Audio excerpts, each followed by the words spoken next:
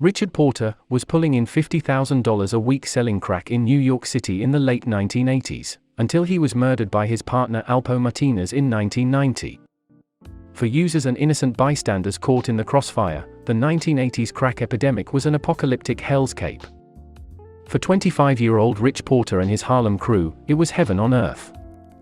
While the New York Police Department considered him a middle-level crack dealer, Porter was raking in $50,000 per week. For a few short years, the Harlem native had it all: flashy clothes, women, luxury cars, and street fame. As chronicled in the 2002 film Paid in Full, however, Porter's flamboyant lifestyle inevitably caught up with him in 1990. After a rival gang mutilated and killed his 12-year-old brother, Porter was murdered in cold blood by a friend. Born on July 26, 1965, in New York City, Richard Porter was the eldest of 3 children who were lovingly raised by their mother Velma.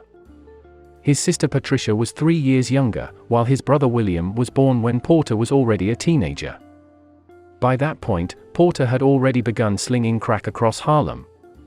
Porter quickly rose through the ranks.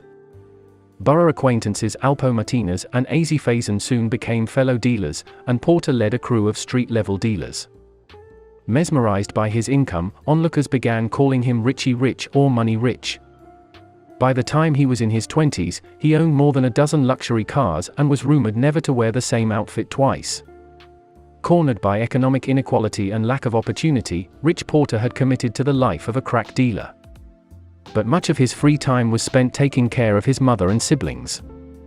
Everything changed at 4 p.m. on December 5, 1989, when 12-year-old Donald still hadn't returned home from school. Velma Porter walked to Public School 92 at 222 West 134th Street herself, in hopes of finding him along the way, only to be informed he hadn't shown up that day, at all.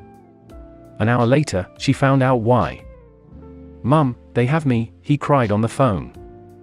"I don't know what they want." The receiver clicked off, only for another call several hours later to threaten the 44-year-old mother if she should call the police. The anonymous caller demanded $500,000 during a third call at 1 a.m. Tragically, the hopeless mother of 3 was forced to inform the man during a fourth call that she didn't have that kind of money. At 3 p.m. on December 6, the caller demanded to speak to Rich Porter. The ransom had dropped to $350,000 but came with instructions to visit the local McDonald's and look under the restroom sink.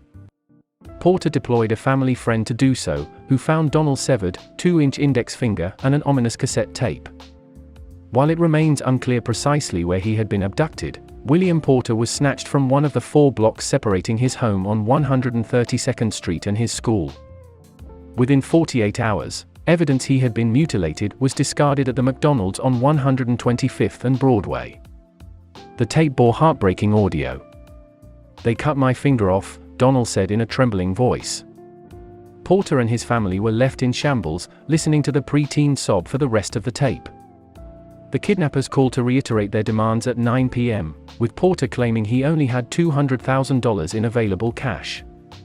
While the abductors said they'd call him back in 10 minutes, they never did. It was about an hour later that the family finally contacted police after an argument about the wisest course of action. On December 10, an unidentified child delivered a note to their apartment which stated simply, "We still want the money. Donald is in pain and he needs medical attention." It tragically never came to that, as Rich Porter was found riddled with bullets on January 3, 1990, near Orchard Beach in the Bronx. Discovered by locals, he had $2,239 in his wallet. He had been shot in the head and chest numerous times, while his little brother's corpse would be found later that month in a pile of trash bags. Rich Porter was killed when his friend Alpo Martinez's suspicions he had cut him out of deals turned lethal. Porter became a local legend immortalized by rappers like Jay-Z and 50 Cent. Turning informant in exchange for a lesser sentence, Martinez was released after 35 years in prison, only to also be killed in the streets on October 31, 2021.